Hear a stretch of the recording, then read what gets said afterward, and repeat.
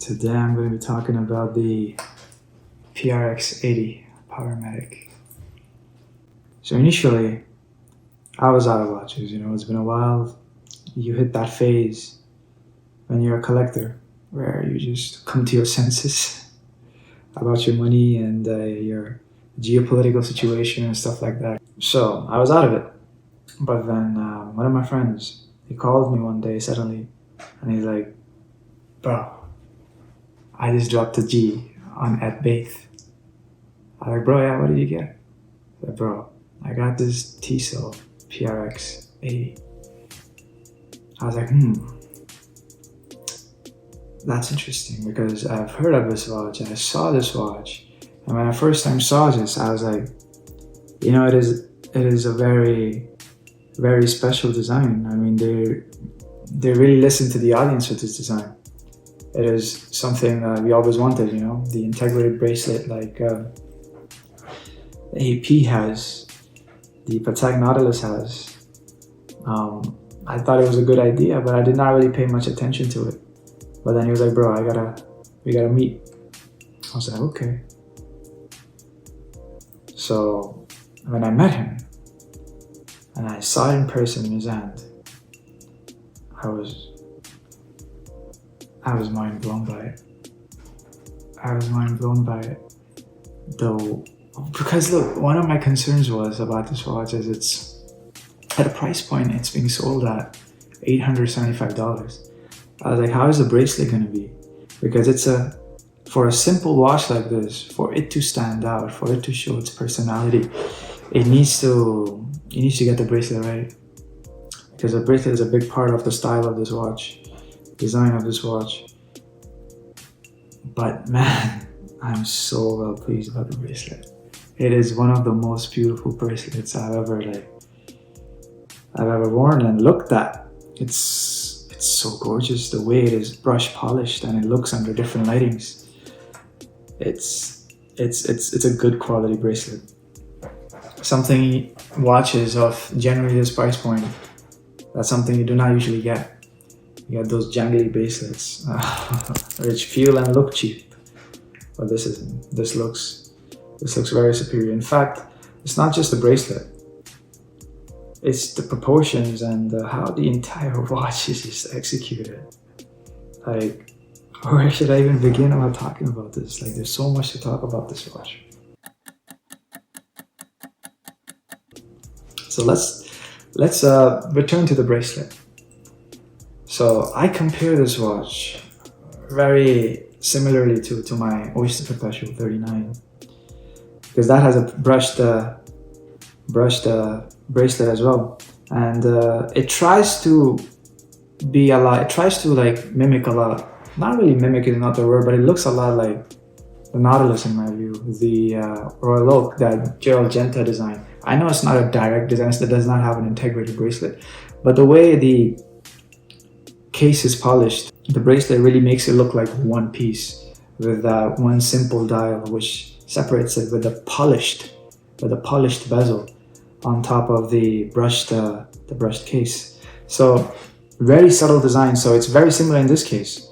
The case is brushed, the bracelet is brushed, and there's a simple dial with a polished bezel. It's a very subtle design. It's something you would appreciate when you see it in person, especially in the right lighting. I've noticed that under direct light contact, the interior lights, these are yellow lights. Showrooms generally have those. It's very well lit, so there's a lot of glare, and the watch does not show its natural color. Like, there's yellow lighting, there's white lighting, so the watch does not show its natural color. So in order to see its natural color, you need to really go out in the cloudy weather, and there will truly show its colors. And the black Powermatic 80 really looks similar to this Oyster Perpetual 39. It really gives this similar feel This Powermatic 80 has that waffle dial, which I believe it's just too well executed for the price point. So, and the choice of color they use, for example, the blue is very like a subtle blue. It's a deep blue under certain lightings, and under certain lightings it looks rich. The reason why I even chose green is because this watch specifically, it did the green so well, so well. With certain colors, in order for me to wear it or like it, they have to be the right shade. But this green is so beautiful, like it's deep olive green under certain lightings and rich green under certain rich leafy, not leafy, but dark leafy green and under certain lightings. So it's not like very bright green under certain watches, like some Tissot has one of those, Tag Heuer has one of those. I don't like those greens, but this is a very rich green, and because green is a color you can't usually like pull off with a lot of your, it's not as versatile, but this green truly is, and that's why I chose this green. So the watch has a easy release clasp, which I won't need, but because I really truly love this bracelet it is in. People may say that it's an homage to the Royal Oak. I beg to differ. Just like when the Royal Oak was released, it inspired an era of watches that look very like, take inspiration from the Royal Oak, the Nautilus, that Gel-Genta design. Just like how the iPhone was released, the touch was copied, mimicked, used, or inspired into many other cell phones, Samsung, OnePlus. It is the way we use our cell phones, the way we use the touch. It was all innovated by Apple. So I think this design is just like that. I get it that you would not like wearing homages. 100% I'm the same way. I would never wear an homage. I would rather wear something that looks similar, because homage is like a blatant copy, and it just reminds me that I can't afford it to buy the real one every time I look at it. I wouldn't want that. Plus I don't like copycats. There's no innovation in it. There's no ingenuity in it. So when the Royal Oak released, a lot of brands started taking inspiration from the design. Omega was one. Tissot was one. This is actually a reissue, in a way, of Tissot C-Star, which was released in the 1970s after the Royal Oak. And there was Rolex also who used a similar design in the Oyster Quartz. So I don't think this is an homage. I think this is a use of design template with its own character, like this waffle dial. I know that it takes from the Royal Oak, but it's just used here in a completely separate package. Because it's so, how many times am I going to say this? Because this watch is so good looking, so charming, and such a good value proposition. $875 for a watch that looks this good, with this movement, 80 hours worth of power reserve, and with Tissot's own innovations, it's truly the quality you're getting. It's truly groundbreaking from Tissot. Something Tissot has been doing since its long 200, 150 year history. This is one of those watches where I'll go ahead and say that first go buy it and then think about it. It's truly that great of a proposition.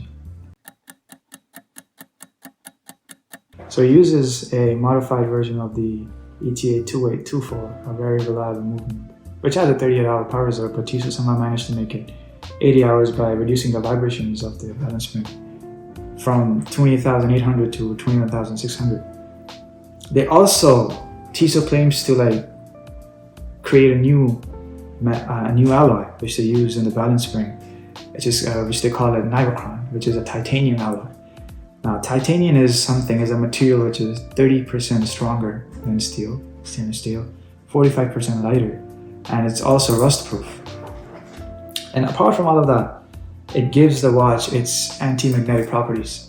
Today, watches require more of that anti-magnetic properties because we're surrounded by more devices that release these magnetic fields. So you need stronger, resilient watches, and this material really helps with that. So I expect this watch to be pretty reliable and long lasting, this movement. It's 40 millimeters, but it feels a little big. I have 6.5-inch wrists, very small wrists. It feels a little bit big, but I think it's forgivable. It's not one of those, I understand that with a simple watch, it has to be the right proportions without compromising on the design, without making it less interesting. It has to be the right proportions.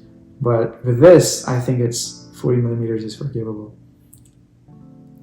For me, even for it being slightly big, would really help the simplicity of it stand out. So I don't mind that. I have an idea for Tissot. And looking at how Tissot has been the past couple of years, they have been listening to the audience. The fact that they even came up with this in quartz. First of all, they came up with a watch like this. When the demand for the Royal Oaks and Nautiluses is sky high, people needed a watch with an integrated bracelet design. They came up with a watch like this, yet held their own, which is not a blatant homage. They provided it with first in quartz, but then they listened to the people and provided it in automatic. So I think if they do not have this idea already, and they've already done something similar to it in the quartz version, they should do a Tiffany dial PRX. That's gonna shake the watch world. Every person I mentioned this idea to, they're like, I'm gonna get it. I don't care. If I don't have money, I'm gonna get it. Tissot should make that watch, not limited, but for 2 years, 3 years, just like Rolex did for their Oyster Perpetual 41s, that Tiffany color. Tissot should do something similar and just stop producing. Why? Because it will mark an era of the Tiffany dial watches. Other than that, the most important reason is Tissot needs a watch that the collectors want to collect. You have APs, you have Omegas, you have Rolexes, but you don't really have a Tissot. I mean, there are a lot of Tissots in the past, the vintages, but in the modern era, which you collect, Tissot needs a watch like that, so they should definitely do that. But yes, that's all for the video today, but I'll leave you off with this. Purchase and then think. There's return policy, right? You won't regret this watch. Take care.